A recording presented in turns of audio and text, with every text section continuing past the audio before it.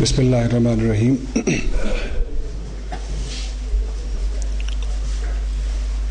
سب سے پہلے تو جی اللہ کا شکر ادا کرتا ہوں کہ قرآن کی اس محفل کی میزبانی کے فرائض سر انجام دے رہا ہوں۔ طور پہ جو موضوع ہے 20ویں صدی میں تفاسیر قرآن، ان کا ایک تعارف اور اس کو پیش کرنے کے لیے، اس سے ہمیں مستفید کرنے کے لیے خلیل الرحمن چشتی صاحب جو ہیں وہ اسلام آباد سے خصوصی طور پہ تشریف لائے ہیں۔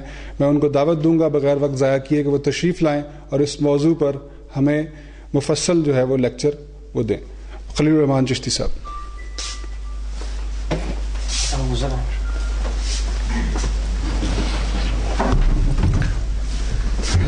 ان الحمد للہ نحمده ونستعینه ونستغفره ونؤمن به ونتوکل علیہ ونعوذ باللہ من شرور انفسنا ومن سیئات اعمالنا من يهده اللہ فلا مضل له ومن يضلله فلا هادی له ونشهد ان لا الہ الا اللہ وحدہ لا شریک له ونشهد ان سیدنا محمدا عبدہ ورسولہ۔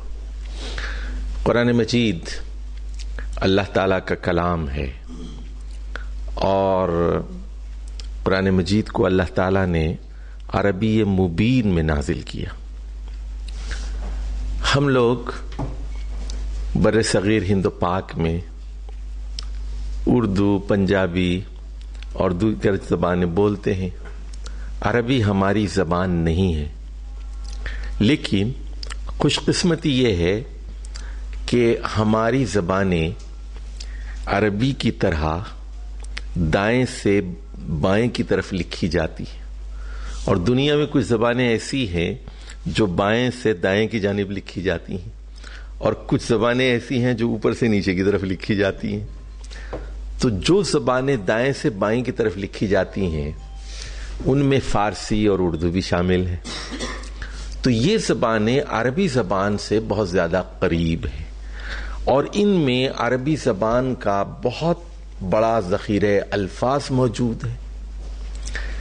اس سے کلام کو سمجھنے میں بہت حد تک مدد ملتی ہے۔ اگر ایک امریکی اسلام قبول کرتا ہے یا ایک فرانسیسی آدمی اسلام قبول کرتا ہے اور وہ قرآن پڑھنا چاہتا ہے، اس کی بڑی مشکلات ہیں اس کے لیے، کیونکہ انگریزی میں اور فرینچ میں قرآن کو سمجھنا یا ان کی تفسیروں کو پڑھنا اور اس سے صحیح نتیجے تک پہنچنا بہت مشکل ہوتا ہے بنسبت ایک اردو والے کے لیے، ایک فارسی والے کے لیے وہ بہت جلد اپنی منزلیں طے کر لیتا ہے۔ اسی طرح لیکن ایک بات پیش نظر رہے کہ خود عربوں کے لیے بھی قرآن مجید اتنا آسان کلام نہیں ہے۔ جو اہل زبان ہیں ان کے لیے بھی اس سلسلے میں دو مشکلات کا ہمیں سامنا کرنا پڑتا ہے۔ پہلی مشکل تو یہ ہوتی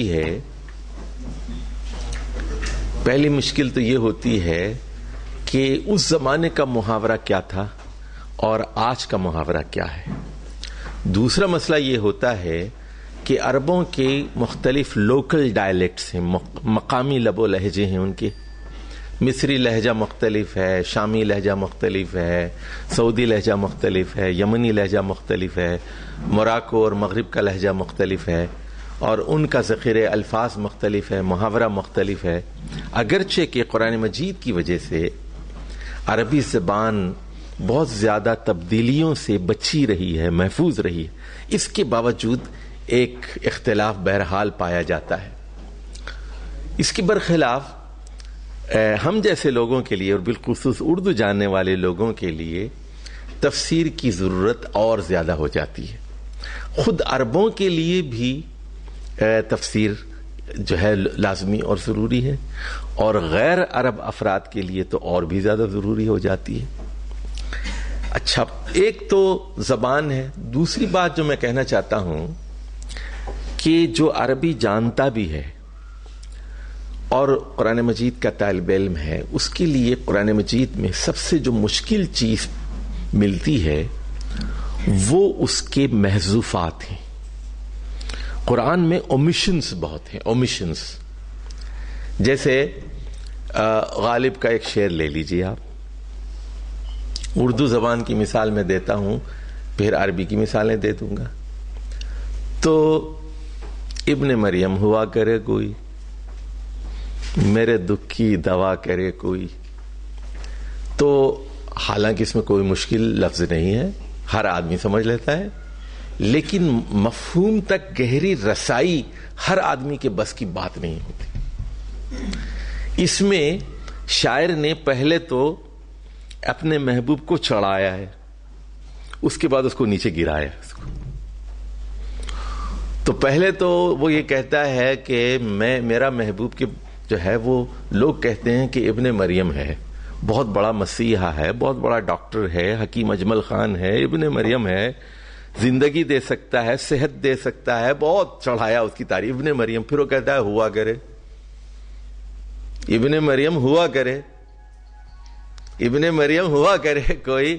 لیکن یہاں جملہ دو مصروں کے درمیان ایک جملہ چھپا ہوا کرے. میں نہیں مانتا، بہت بڑا ڈاکٹر ہوگا، میں نہیں مانتا اس کو. اور میں تو اس وقت مانوں گا جب میرے مرض کا علاج کرے، میری بیماری اور میری تکلیف دور کرے، میرے دکھ کی دوا کرے کوئی. ابن مریم ہوگا تو ہوگا، اپنی جگہ ہوگا، میں نہیں مانتا. مجھے کیا فائدہ ہے اس کے ابن مریم ہونے سے. تو ادب میں اور بلاغت میں جو اہم چیز ہوتی ہے، آپ ایک چیز سے دوسری چیز کی طرف جمپ کرتے ہیں اور دوسری سے تیسری کی طرف جمپ کرتے ہیں، اور درمیان میں چیزیں چھپی ہوئی ہوتی ہیں. تو ہر زبان میں اس طرح ہوتا ہے. پنجابی میں بھی اسی طرح ہوتا ہے، پشتو میں بھی اسی طرح ہوتا ہے، اردو میں بھی یہی ہوتا ہے، فارسی میں بھی ہوتا ہے. جو اعلیٰ ادبی شاہکار ہوتے ہیں ان میں بہت ساری باتیں ان بٹوین لائنز، بین السطور چھپی ہوئی ہوتی ہیں. تو قرآن مجید بھی چونکہ اللہ کا کلام ہے اور بالخصوص مکی صورتوں کے اندر یہ مشکل پیش آتی ہے. تو قرآن جو ادب کے طالب علم ہوتے ہیں، چاہے آپ پنجابی ادب ہی پڑھ چکے ہوں یا انگریزی ادب پڑھ چکے ہوں یا عربی ادب پڑھ چکے ہوں، ان منزلیں بہت آسان ہو جاتی ہیں کیونکہ وہ ادب کے طالب علم ہوتے ہیں. جو ادب کا طالب علم نہیں ہوتا، سائنس کا اسٹوڈنٹ ہے یا میتھمیٹکس کا اسٹوڈنٹ ہے، اس کے لیے پھر قرآن مجید میں مشکلات پیش آتی ہیں. تشبیہات کو سمجھنا، استعاروں کو سمجھنا، تمثیلات کو سمجھنا اور محذوفات کو سمجھنا اس کے لیے مشکل ہوتی ہے. تو یہ ایک چیز کو سمجھ لیجیے. تو اردو زبان میں اردو زبان ایک نئی زبان ہے. اس کی تاریخ کوئی 200-300 سال پرانی ہے، بہت زیادہ پرانی زبان، قدیم زبان نہیں ہے. تو اب یہ 1700 کا زمانہ ہے، یہ میر تقی میر کا، اور یہ 1800 کا زمانہ ہے غالب کا.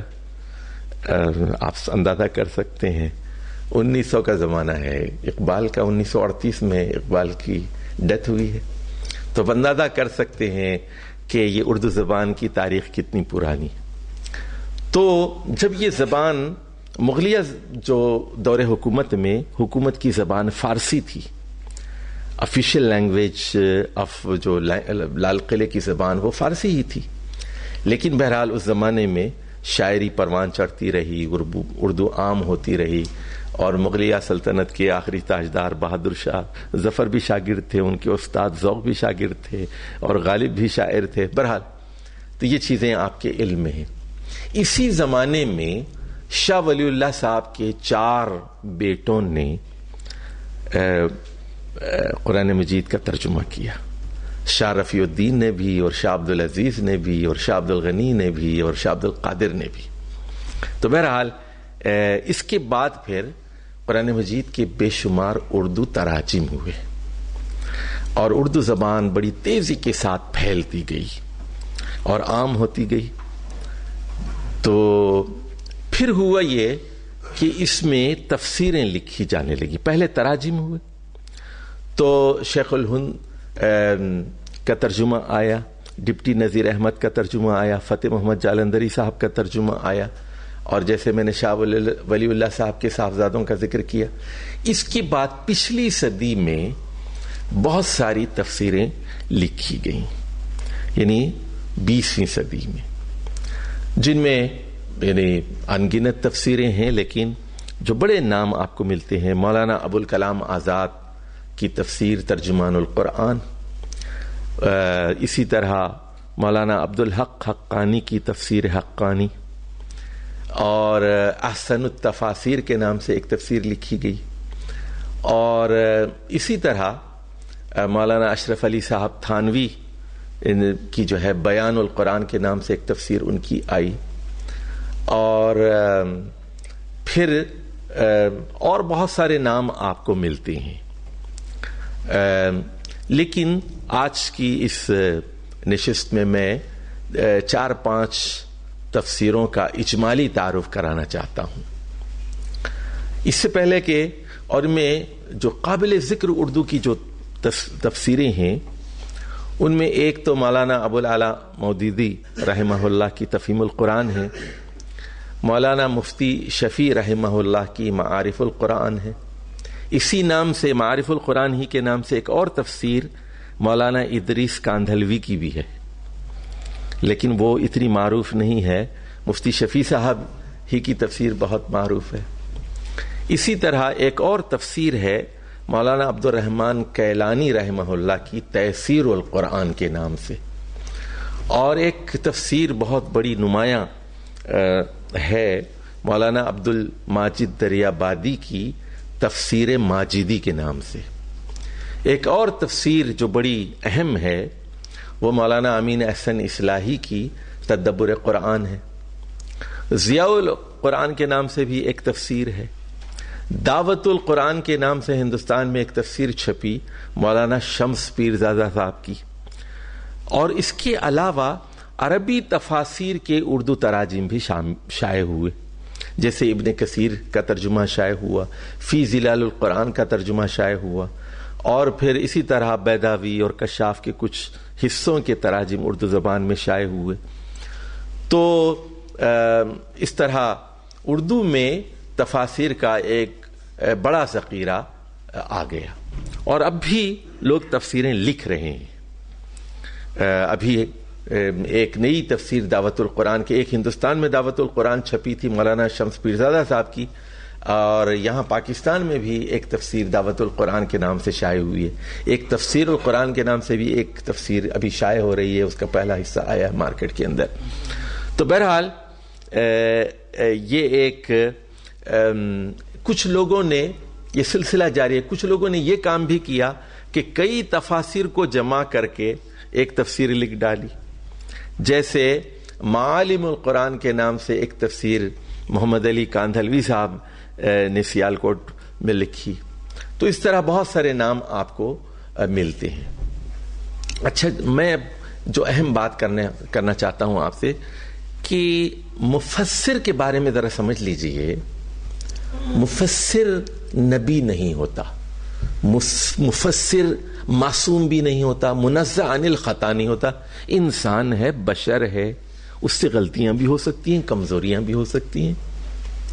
اچھا، تفسیر کے کچھ صحیح منہج بھی ہیں، کچھ غلط منہج بھی ہیں. اچھا، تفسیر کے پھر اب میرا موضوع نہیں ہے وہ کہ صحیح اصول تفسیر کیا ہیں اور غلط اصول تفسیر کیا ہیں. تو یہ آپ کے علم میں بات ہونا چاہیے کہ صحیح تفسیر کا کیا معیار ہوتا ہے اور غلط تفسیر کا کیا معیار ہوتا ہے. موٹی بات یہ کہ ضعیف احادیث یا جھوٹی احادیث، موضوع احادیث پر مشتمل جو تفسیریں ہوتی ہیں وہ کمزور ہوتی ہیں. اسی طرح دوسرا اصول یہ پیش نظر رکھ لیجئے کہ پہلے سے ایک نظریہ قائم کر کے اس کے مطابق قرآن میں دلائل ڈھونڈنا، یہ بھی ایک بہت بڑی جسارت ہے اور دین اور دنیا کے خسارے کا موجب یہ بات بنتی ہے. تو بہت سارے گمراہ لوگوں نے پہلے ایک عقیدہ قائم کر لیا اور اس عقیدے کے مطابق قرآن کی تفسیریں لکھنے کی کوشش کی. تو اچھی تفسیر وہی ہوتی ہے جس میں قرآن کی تفسیر خود قرآن مجید سے کی جاتی ہے، قرآن مجید کی تفسیر احادیث، صحیح احادیث کی روشنی میں کی جاتی ہے، قرآن مجید کی تفسیر عربی زبان کے معروف قواعد کے مطابق کی جاتی ہے، قرآن مجید کی تفسیر سیاق و سباق کے مطابق